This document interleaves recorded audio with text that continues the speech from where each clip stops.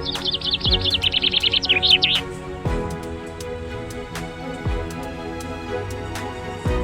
บายดีท่านผู้ชมที่เคารพวันนี้บ่าวน้อยก็จะนำพาท่านมาเที่ยวอีกหนึ่งมุมมองของการท่องเที่ยวอยู่ในนครหลวงเวียงจันทร์คือว่าเป็นการท่องเที่ยวในวันพักผ่อนที่ว่าซิ่วๆเนาะคือว่าเป็นการท่องเที่ยวที่แบบเบาๆเบิ่งในหลายๆจุดที่ว่าหลายๆคนที่ว่ายังบ่ทันเห็นแล้วก็มาเที่ยวอยู่ในนครหลวงเวียงจันทร์ก็ให้ความสนใจเนาะการท่องเที่ยวในมื้อนี้ก็ถือว่ามีหลายสิ่งหลายอย่างที่น่าสนใจเราจะเห็นถึงเรือนซ่านบ้านซองหรือว่าวิถีชีวิตของพ่อแม่ประชาชนอยู่ในนครหลวงเวียงจันทร์แล้วก็บูหานสถานหรือว่าอาคารบ้านซองต่างๆที่ว่าเก่าแก่แล้วก็ติดพันกับประวัติศาสตร์เมืองเวียงจันทร์ในหลายๆจุดสถาปัตยกรรมต่างๆและก็สิ่งปลูกสร้างใหม่ๆเกิดขึ้นที่ว่ากลมกลืนผสมผสานกับการเติบโตการพัฒนานครหลวงเวียงจันทร์ในยุคใหม่เอาเป็นว่าเข้าไปติดตามเบิ่งภาพบรรยากาศต่างๆที่บ่าวน้อยพาเลาะเที่ยวเลาะส้มอยู่ใน EP นี้หรือว่าคลิปนี้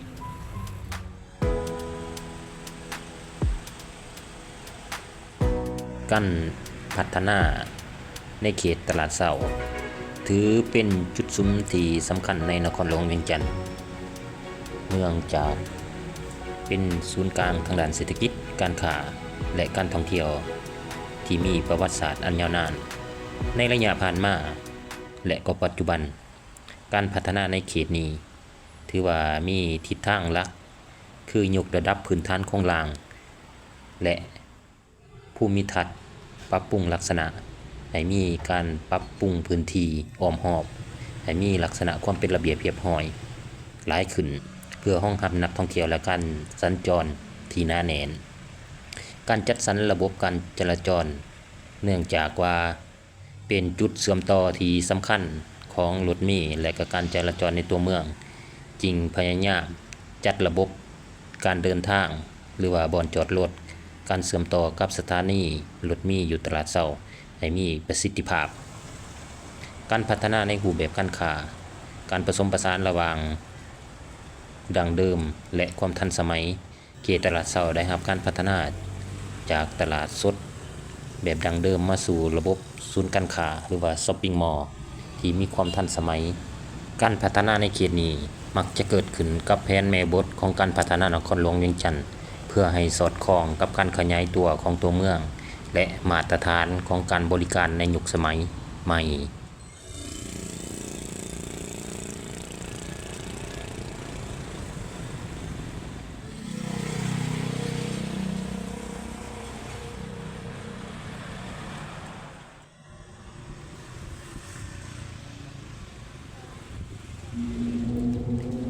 จุดนี้ก็เป็นอีกหนึ่งจุดที่ว่าแปลกหูแปลกตาเนาะเพราะว่าจะมีรูปภาพอยู่ในผนังกำแพงนั้นก็คือสถานทูตของอเมริกาเนาะก็จะมีการ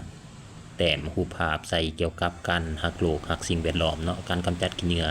การปลูกต้นไม้ต่างๆถือว่าจุดนี้ก็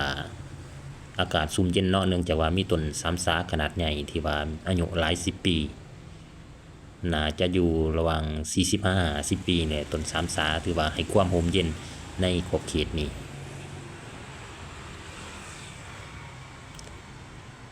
ถือว่าอาคารที่เห็นอยู่ด้านหน้าก็ถือว่าเป็นอาคารสร้างขึ้นใหม่เนาะอยู่ในถนนแห่งนี้ตลอดเส้นทางเราก็จะเห็นการค้าขายเนาะก็นี่ก็คือโลหมากสมเนาะของพ่อแม่ประชาชนที่ว่ามาจอดขายอยู่กองห่มไม้ตอนนี้เราก็ย่างมาหรือว่าเดินทางมาไกลจะหอดฐานดำแล้วเนาะสิ่งที่ฐานเห็นทางหน้านั้นก็แม่นฐานดำเนาะถือว่าเป็นโบราณสถานที่เก่าแก่ที่ว่ามีประวัติความเป็นมาติดพันกับเมืองเวียงจันทร์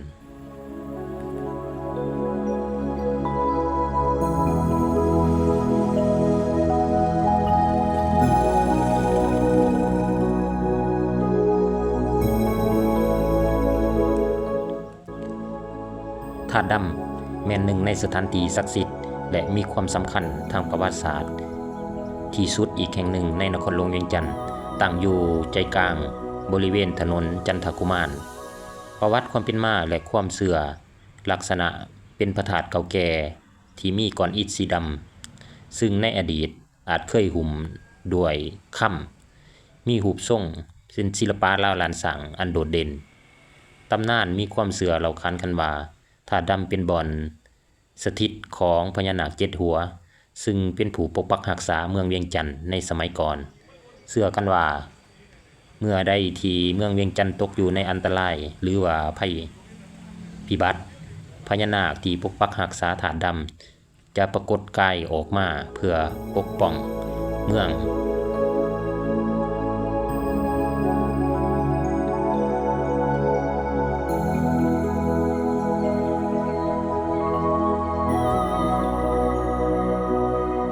เรือนเก่าสมัยฝรั่ง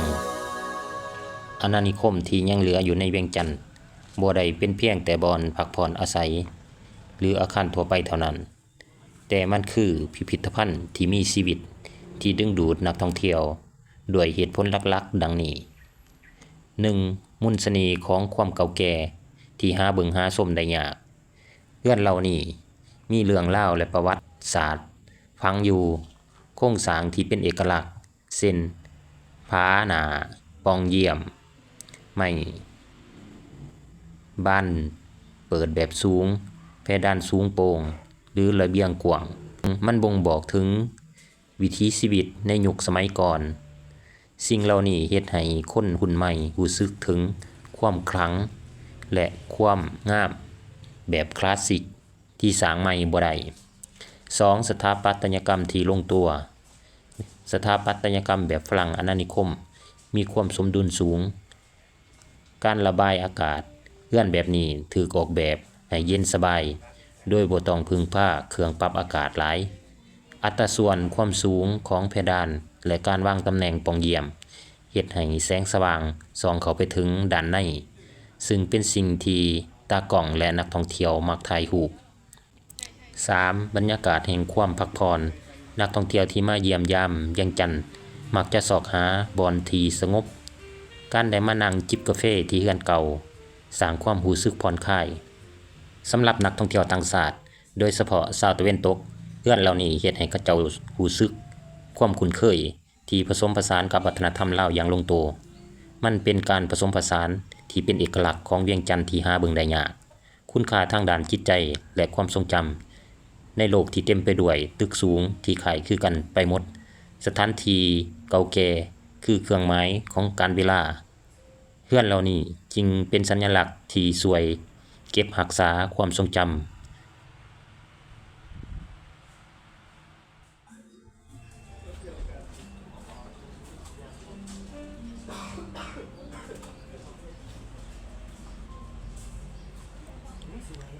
ก็มาต่ออยู่ที่การเฮ็ดขนมครกเนาะถือว่าออกจากเรือนเก่าสมัยฝรั่งมาเฮาก็ย่างมาตามเส้นทางถือว่าไม่เห็นเพิ่นเฮ็ดขนมครกเนาะแล้วก็ขายแนวอยู่แนวกินนี่ก็เป็นการปิ้งซีนหมูแล้วก็เอ็นไก่เนาะ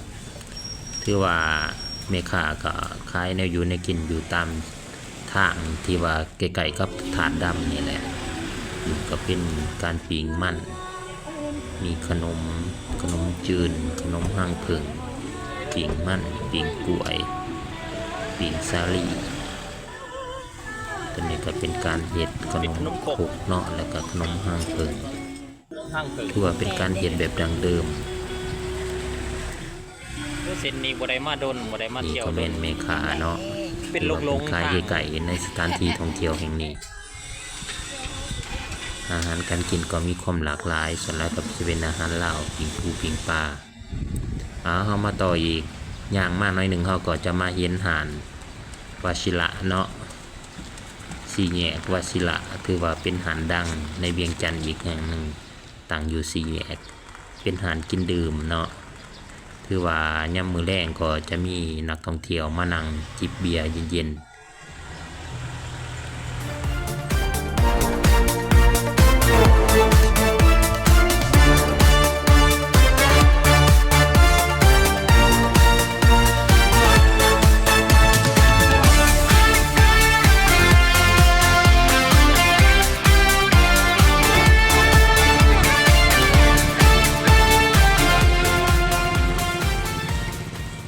นั่น ก็เป็นภาพบรรยากาศทั้งหมดเนาะที่ทางทีมงานเฮาได้เก็บเอาภาพบรรยากาศต่างๆทุกซอกทุกมุมหรือว่ามุมมองต่างๆที่หลายคนบ่เคยเห็นเนาะมาให้ทานได้เบิ่งได้ส้มถือว่าการท่องเที่ยวในมื้อนี้ก็สิ้นสุดลงเนาะถือว่าการท่องเที่ยวอยู่ที่นครหลวงเวียงจันทน์ก็ยังมีหลายๆ EP หลายๆคลิปเนาะที่ทั้งเฮาจะนำมาเสนอแล้วก็เก็บเอาภาพมาให้ท่านผู้ชมได้เบิ่งได้เห็นแล้วก็ได้สัมผัสครับวัฒนธรรมวิถีชีวิตและสิ่งต่างๆที่น่าสนใจในนครหลวงเวียงจันทน์ได้สิ้นสุดเวลาของการท่องเที่ยวอยู่ในนครหลวงเวียงจันทน์เนาะอย่าลืมกดติดตามทีมงานเฮาในเด้อที่ขึ้นเทิงหน้าจอแน่นี่ถูกใจก็กดติดตามกดไลค์กดแชร์กดเป็นกำลังใจในการผลิตแล้วก็ค่อยติดตามเบิ่งว่าบ้านน้อยจะ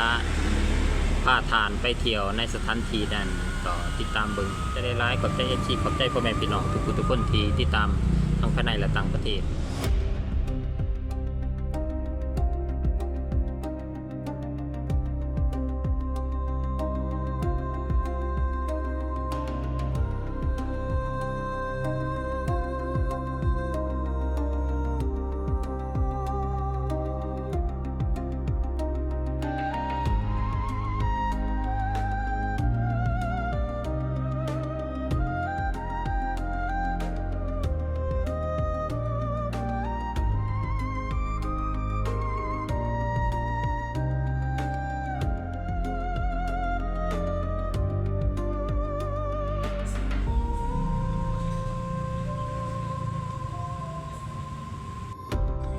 เส้นนี้บ่ได้มาโดน